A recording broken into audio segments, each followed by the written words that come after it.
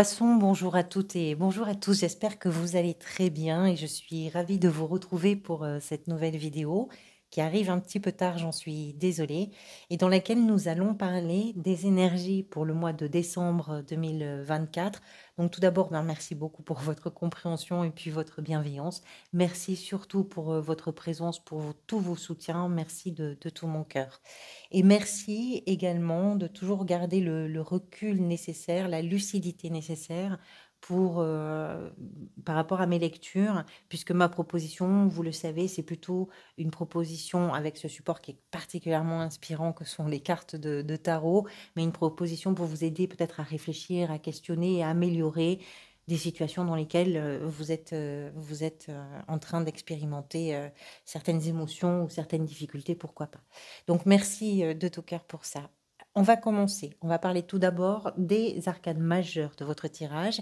Vous avez l'ermite ici qui était d'abord la carte qui était sortie lors du tirage semestriel, qui est une carte importante, vous le savez, parce qu'elle est le fil conducteur de toutes les autres, et puis elle est aussi une sorte de caisse de résonance par rapport à toutes les autres, donc on va y revenir régulièrement.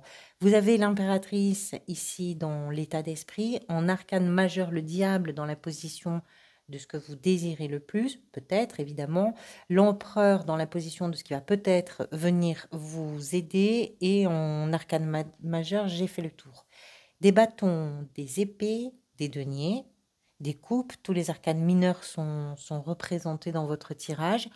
Alors, avant de commencer, je vais regarder ce que vous aviez au mois de novembre. Vous aviez l'arcane de la mort. L'arcane de la mort qui nous explique qu'au mois de novembre, peut-être que ça a été pour vous un moment où vous vous êtes dit, ça y est, cette période, cette histoire, cette situation, je suis en train d'en voir le bout, et à partir de maintenant, je vais entrer dans une période de régénération, parce que la mort, c'est effectivement une carte qui nous parle de la renaissance essentiellement. Donc il y a des choses qui se terminent, ou il y a des choses qui aboutissent, ou certaines choses sont suffisamment stables et posées et construites pour permettre effectivement de se dire, qu'est-ce que je vais faire de tout ce que je viens de vivre, et qu'est-ce que je vais faire de toutes mes expériences, de mes connaissances et de mes savoirs, pour pouvoir effectivement ramener un peu de vitalité dans ce quotidien ou dans cet espace. L'ermite, c'est une invitation à la réflexion. L'ermite, c'est je vais prendre du temps, je vais prendre du recul aussi par rapport à ce que je suis en train de vivre, et je vais réfléchir. Mais c'est pas une réflexion superficielle, c'est une réflexion, c'est un questionnement qui part dans les profondeurs. Vous avez le diable ici dans la position de ce que vous désirez. C'est pas du tout anodin si ce tirage, bien sûr, peut avoir du sens pour vous, parce que la réflexion que peut poser, par exemple, l'ermite, ou vers laquelle peut vous pousser l'énergie de l'ermite, c'est une réflexion qui va vous amener à interroger vos vos vulnérabilités quelque part, qui vous ont fait mettre en place peut-être des mauvaises habitudes, peut-être des fausses croyances, peut-être des pièges en fait intellectuels dans lesquels vous avez le sentiment d'être pris et prise, et dont vous craignez parfois de ne pas arriver à vous extirper. Donc il y a des questions profondes qui sont intéressantes parce qu'elles vont vous pousser à apporter des réponses pour savoir comment vous allez évoluer ensuite, une fois que vous aurez apporté ces réponses, dans les situations que vous allez vivre, dans les relations que vous allez vivre. Donc c'est un questionnement vraiment important. On va voir, c'est pas l'unique questionnement bien sûr par rapport au diable, on va voir un peu après, on va continuer. Dans l'état d'esprit, vous avez l'impératrice et le valet de bâton. On va parler de cette impératrice d'abord. L'impératrice, c'est un tempérament. C'est une carte qui représente une femme avec beaucoup de caractère, une femme qui est décidée, une femme qui est très déterminée, qui est combative et qui est pleine d'initiative. Que vous soyez un homme ou une femme, peu importe, on parle là d'une énergie et de cette représentation. Elle nous parle de quoi? Elle nous parle de la naissance, elle nous parle de la créativité, elle nous parle du développement du mental, de l'ouverture aussi d'esprit à l'autre, à la différence. Elle nous parle elle nous parle de la rationalité, de l'ego, euh, de la séduction, de la beauté, de la fascination, du charme, de la persuasion. Ça fait beaucoup de termes. Ce dont il est question ici, parce que les mots qui sont associés aussi, ce sont des mots de fertilité et de fécondité dans les très grandes lignes de cet arcane, c'est je suis en train de créer quelque chose. Donc on voit que par rapport à la mort du mois dernier, c'est tout à fait cohérent. Je suis en train de créer quelque chose dans ma vie, cette chose-là est très importante, donc je vais mettre en œuvre toutes mes ressources vitales d'amour, mais d'amour au sens large, hein, de désir, de séduction pour pouvoir créer cette chose qui me tient particulièrement à cœur. Ça peut être, dans certains cas, évidemment, le désir d'un enfant ou l'accueil d'un enfant dans le foyer. Ça peut être l'idée que vous êtes en train de créer un nouveau projet, une nouvelle relation, l'idée que dans ce que vous vivez, vous amenez quelque chose de nouveau et de suffisamment important pour vous pour que ça vous préoccupe. Le valet de bâton qui l'accompagne nous parle effectivement de cette période aussi de réflexion qui vous pousse à réfléchir comment vous allez agencer les choses, comment vous allez mettre en place les éléments qui sont nécessaires à la construction de cette nouvelle aventure que vous vous proposez peut-être de vivre et d'expérimenter. Le valet de bâton, d'abord, c'est les bâtons. Les bâtons, c'est ce qu'on aime, c'est ce qui nous passionne, c'est tout ce qui nous inspire, c'est ce qui provoque en nous beaucoup de motivation. Hein, c'est assez palpitant, le bâton. C'est le feu, c'est la vie. Le valet n'est pas encore dans une dynamique d'action, c'est le cavalier qui va prendre ça en charge, mais le valet est dans une dynamique, on va dire, d'observation et de mise en place. Ici, on observe le territoire qui nous reste à découvrir et dans lequel on a envie vraiment de s'aventurer pour créer quelque chose. Donc, si je reprends cette première ligne, je réfléchis à ce que je vais créer et comment je vais le créer. Le diable, dans ce que vous désirez peut-être le plus. Le diable, on parlait au tout début de la vidéo, effectivement, des mauvaises habitudes. Ce sont les travers. Le diable, ça représente nos zones d'ombre, ça représente nos addictions, ça représente l'emprise, ça représente aussi la manipulation qu'on peut exercer sur soi, mais qu'on peut également parfois avoir exercé sur les personnes qui nous entourent. C'est tout ce qui va un peu de travers, qui va un peu dans l'excès, qui va dans le mauvais sens quelque part. C'est jamais irréversible, bien évidemment. Mais si on ne vient pas questionner cet état-là, si on ne vient pas bouger un petit peu les lignes, bien c'est quelque chose qui prend beaucoup de place parce que c'est quelque chose qui va mener la danse finalement. Le fait de se juger mal, le fait de se dire qu'on n'est pas capable de se débrouiller seul parce qu'il peut y avoir une dépendance, par exemple, affective. Le fait de se dire qu'on n'est tout simplement pas capable de faire certaines choses. Le fait de laisser, par exemple, ses colères exploser de façon un peu tempétueuse. Et parfois même sa violence, hein, se montrer.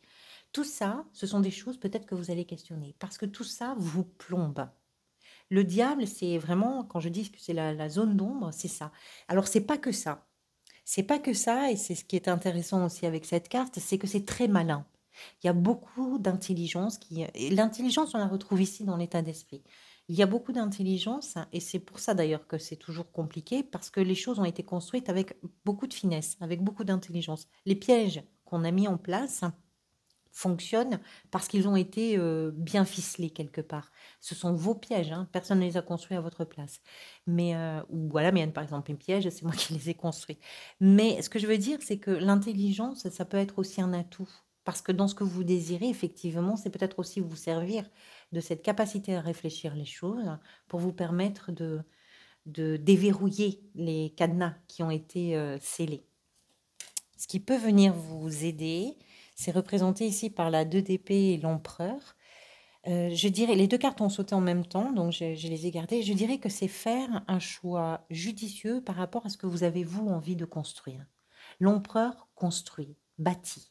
L'empereur est quelqu'un de responsable qui sait sa responsabilité, qui sait comment ses choix, ses décisions peuvent influencer ou occasionner des effets pour les personnes qui sont autour. Donc, ce qui va venir vous aider, c'est de faire le bon choix. Ce qui est compliqué peut-être pour vous, c'est que la visibilité loin, vous ne l'avez pas. Parce que vous voyez un peu trop sur du court terme. C'est ce dont nous parle la 2 d'épée. C'est-à-dire qu'on ne sait pas trop où ça va. Mais vous l'avez, vous, cette 2 d'épée, dans la position de ce qui va venir vous aider. En fait, ce qui va venir vous aider, c'est pas tellement d'essayer d'anticiper les choses, c'est de savoir, et c'est peut-être là aussi que vous allez poser la réflexion, c'est de savoir ce qui vous convient. C'est de savoir où vous vous sentez bien. Et à partir du moment où vous savez où vous vous sentez bien, ça vous permet de construire et de bâtir ce que vous avez envie de construire et de bâtir. L'énergie de l'empereur, un peu comme d'ailleurs l'impératrice, ce sont des énergies qui sont déterminées, qui sont fortes, qui sont décidées. C'est je prends les décisions et je travaille dans le sens des décisions que j'ai prises. Et ça rigole pas. Un empereur, ça rigole pas. La 4 de denier dans le défi. Le défi, c'est une invitation aussi à réfléchir ou à bouger les lignes sur quelque chose qui n'est pas aussi souple pour vous qu'on pourrait vous le souhaiter. La 4 de denier représente un personnage qui se tient derrière ici une grille qui est parcourue d'une chaîne qui elle-même est appesantie d'un nombre de cadenas invraisemblables. Les deniers représentent d'abord évidemment l'argent, mais la ressource ou la valeur quand on parle des choses qui sont importantes pour soi. C'est une carte dans le défi qui peut, dans certains cas, vous demander de rester attentive et attentif à votre rapport à l'argent. Parce que c'est une carte qui est associée à des termes aussi agréables à entendre que radin, pingre, avare. C'est une carte qui nous explique que si vous êtes en train de réfléchir à certaines choses, peut-être que dans l'évaluation des risques, pour revenir vers quelque chose de plus doux quand même, dans l'évaluation des risques que vous avez peut-être, que vous allez peut-être engager en faisant des investissements ou en faisant des achats ou en faisant je ne sais pas quoi, par rapport aussi, pourquoi pas, à ce que vous êtes en train de construire ou ce que vous avez envie de construire, peut-être que c'est attention à ne pas vouloir trop retenir l'argent. Ça se partage et puis trop vouloir retenir, au bout d'un moment, ça permet pas de construire ce qu'on a envie de construire. Donc il y a une attention particulière. S'il n'est pas question pour vous de l'argent, puisque tout le monde n'est pas forcément en train d'investir, cette carte, elle nous parle d'un excès de prudence, finalement. Trop de prudence ou trop de frilosité à vouloir se mettre dans des choses qui sont importantes pour vous, parce qu'on voit quand même qu'avec l'empereur et l'impératrice ici, ce que vous êtes en train de construire, c'est important, c'est significatif pour vous. Donc peut-être que si vous êtes trop prudent ou trop frileux et frileuse à vouloir vous avancer dans une direction, ça va pas forcément vous aider à débloquer certaines choses, ça va pas forcément vous permettre d'aller là où vous avez envie d'aller en réalité. Le roi d'épée, dans la sphère professionnelle, quelle que soit votre situation, en activité, à la recherche d'une activité ou sur une gestion du quotidien, le roi d'épée est un expert. Les rois d'épée sont plutôt associés à on va dire, à des métiers qui sont dans l'administration, dans la justice forcément, dans la médecine, dans le droit. On est dans la banque, la finance, on est plutôt sur des métiers où les émotions n'ont pas forcément la place. Ou bien, sans même parler de ça, mais on est vraiment sur des métiers, on va dire, d'expertise d'une façon générale. Le roi d'épée, c'est une façon de voir qui est très carrée, c'est une façon de parler qui est aussi très carrée. Donc c'est relativement discutable. D'abord, ça veut dire que vous avez beaucoup de maturité dans ce que vous faites, même si vous n'êtes pas médecin, comptable et et politicien ou politique. Le roi d'épée nous parle de ce qui fait que vous arrivez à analyser les situations d'une façon très juste, très précise, que vous n'êtes pas dans une réflexion, si c'est le cas ici dans la sphère professionnelle, qui est un peu pagaille, un peu fouillis, parce que ça part dans tous les sens, parce que ça provoque en vous des émotions. Pas du tout, c'est rationnel, c'est bien pensé, c'est bien réfléchi. Si vous êtes en train peut-être d'avoir des idées d'un projet nouveau ou d'une façon nouvelle de faire ce que vous êtes en train de faire ou ou d'aller vers une recherche d'emploi en particulier, tout est vraiment bien analysé, bien structuré, bien, les stratégies sont claires, tout est clair, tout est au carré, tout est clair, avec beaucoup de maturité. Un roi, c'est quand même une figure de maturité. C'est que vous avez tous les éléments, c'est que vous avez pris le temps aussi de vous former ou que vous avez pris le temps de vous informer et que vous avez une maîtrise assez complète, on va dire, de ce qui se joue. Donc, soit vous tendez à aller vers ce perfectionnement, soit vous êtes, on va dire, vraiment aux manettes et vous gérez les choses comme un chef ou une chef. Les affaires sont bien gérées et les budgets aussi. La 9 de denier, dans la sphère sentimentale, émotionnelle et relationnelle, très belle carte de récolte, d'abondance, de satisfaction, de plaisir. Euh, il y a quelque chose d'important dans ce tirage avec cette 9 de denier, mais aussi avec l'impératrice ici dans l'état d'esprit, c'est l'idée que ce que vous vivez, ce que vous voulez construire, vous avez envie que ça vous appartienne pleinement, en ce sens que vous profitez mieux des choses quand c'est vous et vous seul qui les avez construites. Quand vous êtes indépendant et indépendante, quand vous êtes libre, autonome. Il y a l'idée, avec ces deux cartes, de ce que je suis en train de vivre, je ne l'ai pas volé, j'y ai travaillé, je peux en profiter, parce que tout ça, je l'avais choisi et je me suis battue pour l'avoir. Et dans vos relations, alors ça peut être dans une relation en particulier pour vous, mais ça peut être d'une façon générale dans toutes vos relations. Dans les relations, on retrouve ce sentiment de plaisir, de jouissance de l'instant présent, de quelque chose aussi qui est rassurant et réconfortant, parce que la 9 de denier nous parle d'une situation qui est stable, qui est pérenne et qui de ce fait est plutôt rassurante. Là où on en est, on peut profiter un peu. La 10 de coupe, dans la position de ce qui est peut-être en train de se manifester pour vous, donc vraiment en réponse directe à l'ermite. Ce à quoi vous réfléchissez, c'est à votre bonheur. Ça ne va pas chercher plus loin que ça. La 10 de coupe représente le bonheur en famille, le bonheur partagé, le bonheur échangé, le soutien, l'aide, l'amour que l'on reçoit, l'amour que l'on donne à nos proches. C'est l'idée d'une situation douce et vraiment très agréable à vivre. C'est un peu, je suis en train de vivre ce que j'avais envie de vivre. Mais ça vous demande quand même de bouger quelque chose, et quelque chose en profondeur, hein. Ça vous demande d'aller chercher à l'intérieur de vous des réponses sur ce qui ne va pas, sur ce qui tourne pas rond en réalité, parce que c'est ça le diable. Donc effectivement, ce que vous construisez, c'est votre bonheur, mais votre bonheur, il se construit pas sans que vous alliez faire le tour de la maison, hein. C'est un peu ça. La 5 d'épée, c'est l'énergie vers laquelle vous allez. Alors, je trouvais important d'avoir la 7 de bâton juste après, qui était la suivante.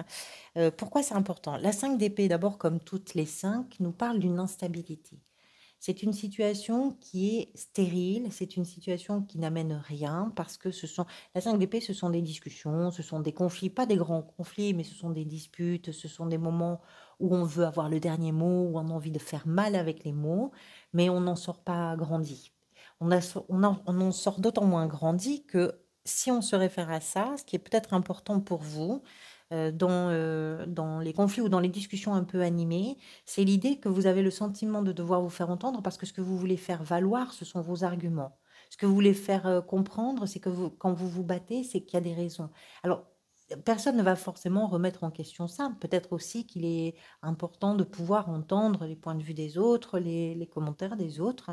Mais il y a quelque chose qui vous met un peu sur la défensive à la fin du mois.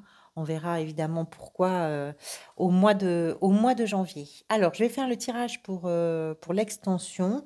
Donc, pour clarifier un petit peu ce tirage général, l'extension s'adresse aux personnes déjà qui ont envie d'avoir un complément d'information et surtout qui peuvent se permettre de prendre un abonnement, puisque c'est sous forme d'abonnement.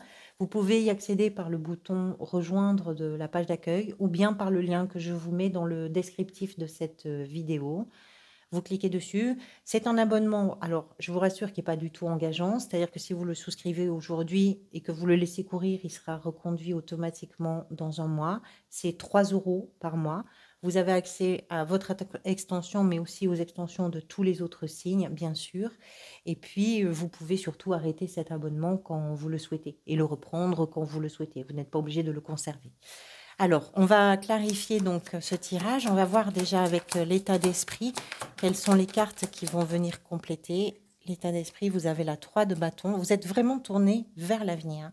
Il y a quelque chose qui avance pour vous. La 7 de denier ici, avec le diable. Et oui, forcément, c'est très intéressant. Avec l'empereur, on retrouve la 2 d'épée. Bon, ça ne s'invente pas. C'est bien. Avec la 4 de denier dans le défi, vous avez, eh bien, écoutez, celle qui suit, la 5 de denier. La prudence que vous avez, elle vient de vos peurs que vous entretenez. La peur, elle n'est pas forcément justifiée, c'est ça que je veux dire. Mais elle n'est pas illégitime. C'est pas parce qu'elle n'a pas de justification qu'elle est illégitime.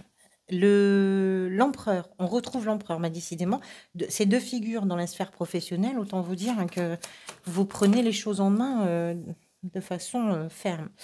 Le fou avec la 9 de denier, peut-être que ce dont on parle, là, ce que vous êtes en train de construire est en lien avec une personne qui est importante pour vous, votre partenaire peut-être, mais ça peut être aussi avec quelqu'un de la famille ou un ami. Ça peut être en lien avec quelqu'un parce que le fou nous parle vraiment de la naissance d'un nouveau projet. L'as de denier, on reste dans le thème. Et avec cette 5 d'épée qui m'intrigue, à la fin du mois, vous avez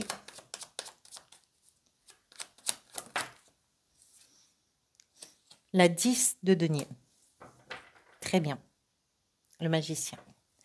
Allez, merci à toutes et à tous pour votre présence encore une fois. Merci à toutes celles et ceux qui me rejoignent sur l'extension pour ce soutien vraiment qui me touche beaucoup.